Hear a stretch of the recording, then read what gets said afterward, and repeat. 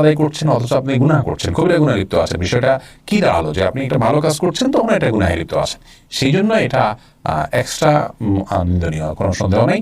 কিন্তু সাধারণ অবস্থাতেও একজন ইমানদার পুরুষের জন্য টাকনোর নিচে কাপড় পরা নিষেধ। মনে রাখবেন, শরীয়ত আমাদেরকে যে বিষয়গুলো নিষেধ করেছে সেগুলোকে আমাদের জন্য ক্ষতিকর হওয়ার কারণে নিষেধ করা হয়েছে। অতএব টাকনোর নিচে পুরুষদের কাপড় পরাটা তাদের জন্য ক্ষতিকর, সেই ক্ষতিটা আমরা অনুভব করতে পারি বা না পারি, সেটা আমাদের জন্য দৃশ্যমান ক্ষতি হতে পারে, অদৃশ্য ক্ষতি হতে পারে, কিন্তু ক্ষতি যে আছে এতে সন্দেহ করবার কোনো সুযোগ নেই। আল্লাহ তাআলা যা দিনের দিয়েছেন, সারা আলাকুম মিনাদ দ্বীন, আমাদের উপকারের জন্য দিনের সবকিছুকে আল্লাহ তাআলা বিধিবদ্ধ করেছেন। খোদকার ফয়সাল ইসলাম লিমন জানতে চেয়েছেন, গর্ভবতী মেয়েরা যদি ব্যাক পেইনের কারণে বসে নামাজ আদায় করেন তাহলে কি সঠিক হবে? জি, তারা যদি স্বাভাবিক নামাজ পড়তে গেলে ব্যাক পেইন হয় তাহলে এবং সেটা অসহনীয় হয়, কষ্টকর হয়, রিস্কি হয়, তার জন্য পড়ে যাওয়ার আশঙ্কা থাকে, তাহলে তিনি ইনশাআল্লাহ বসে সালাত আদায় করতে পারবেন। যদি